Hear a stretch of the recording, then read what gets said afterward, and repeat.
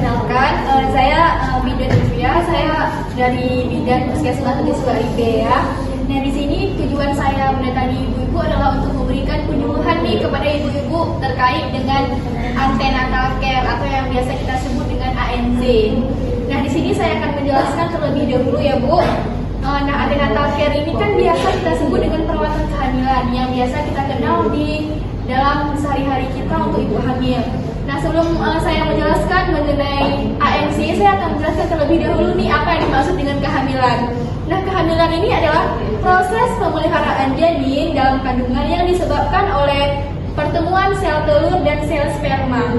Nah, dalam proses kehamilan ini terdapat masa rantai yang berkesinambungan, yang terdiri dari yang pertama ada ovulasi pelepasan ovum, terjadi migrasi spermatozoa atau ovum, konsepsi dan pertumbuhan zigot, adanya nidasi atau implantasi pada rahim, terjadinya pembentukan plasenta, dan hingga sampai akhirnya terjadilah tumbuh kembang hasil konsepsi sampai dengan kehamilan matur atau aterum.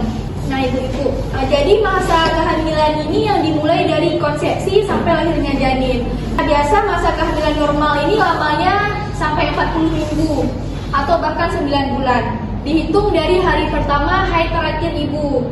Nah, di sini ada trimester pada kehamilan. Yang pertama ada trimester pertama. Nah, trimester pertama itu dimulai dari usia kehamilan 0 sampai 12 minggu. Trimester kedua itu dimulai dari usia 13 minggu sampai 27 minggu. Dan trimester ketiga itu dimulai dari usia 28 minggu ke atas hingga 40 minggu. Nah, di sini saya akan menjelaskan terkait dengan penyuluhan saya tadi, yaitu antenatal.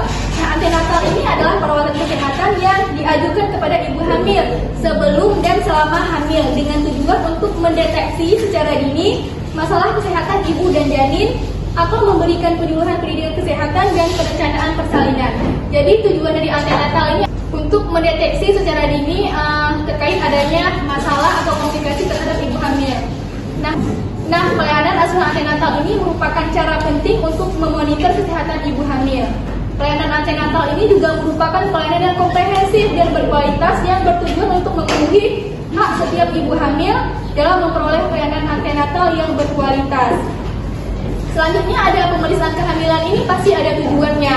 Nah, tujuan dari ANC ini adalah yang pertama untuk mendeteksi adanya gangguan pada kehamilan yang berpotensi membahayakan calon ibu maupun kandungannya. Nah, ibu-ibu, di setiap kehamilan itu dalam perkembangannya pasti mempunyai risiko atau mengalami penyulit dan komplikasi dalam kehamilan. Jadi setiap ibu hamil itu sudah pasti adanya komplikasi dan adanya penyulit. Nah, oleh karena itu makanya dibutuhkan adanya antenatal care atau pemeriksaan kehamilan yang harus dilakukan secara rutin sesuai dengan standar terpadu untuk pelayanan antenatal yang berkualitas. Nah, ibu-ibu, di sini ada pemeriksaan pada kehamilan normal itu ada dilakukan minimal 6 kali. Nah, 1 kali pada trimester pertama, 2 kali pada trimester kedua, dan 3 kali pada trimester ketiga. Nah, dan diwajibkan 2 kali ibu hamil itu harus ke dokter spesialis. Ke dokter spesialis itu diwajibkan pada trimester pertama dan trimester ketiga. Karena tujuannya adalah untuk melakukan USG. Apa saja nih yang harus didapatkan ibu hamil nih dalam pelayanan antenatal care-nya? Yang pertama yang didapatkan itu adalah memenuhi 10T. Nah, yang pertama ada pemeriksaan berat badan dan tinggi badan.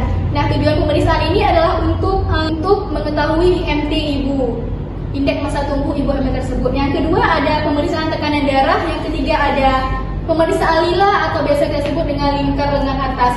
Nah, pemeriksaan lila ini tujuannya adalah untuk mengetahui status gizi ibu, apakah ibu itu kek atau tidak. Yang keempat ada pemeriksaan TFU, tinggi fundus uteri. Yang kelima ada menentukan presentasi janin. Nah, dari mana nih kita tentukan presentasi janin? Yaitu dari pemeriksaan Leopard dan pemeriksaan detak jantung janin. Nah, di sini pemeriksaan Leopard ada 4. Ada Leopard 1, Leopard 2, Leopard 3, dan Leopard 4. Nah, Leopard 1 ini untuk menentukan tinggi fundus uteri. Sedangkan Leopard 2 ini adalah untuk menentukan bagian apa yang berada di samping kanan dan kiri ibu. Sedangkan bagian 3 itu adalah untuk menentukan bagian terbawah janin. Dan Leopard 4 itu untuk menentukan sudah sejauh mana janin masuk PAP. Nah, selanjutnya 10T yang ke-6 ada pemberian imunisasi tetanus. Selanjutnya ada pemberian tablet FA atau yang biasa kita kenal dengan tablet tambah darah. Nah, itu biasanya minimal diberikan adalah 90 tablet. Selanjutnya ada tes lab. Nah, di tes lab ini apa aja yang harus diperiksakan? Yang pertama ada golongan darah, protein urin, glukosa urin, dan hemoglobin ibu. Selanjutnya ada tata laksana kasus. Nah, tata laksana kasus ini adalah misalnya ibu hamil datang ke tempat kita untuk melakukan ANC.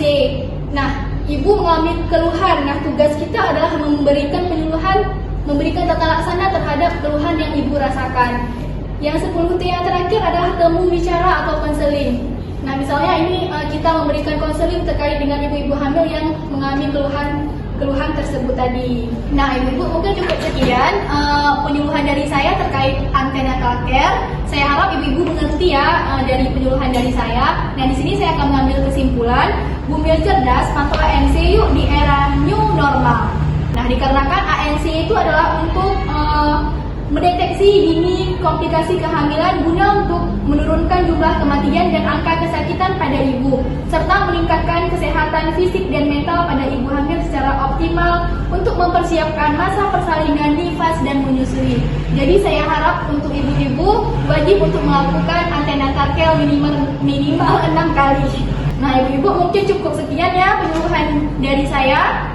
Saya akhiri. Wassalamualaikum warahmatullahi wabarakatuh. Waalaikumsalam warahmatullahi wabarakatuh.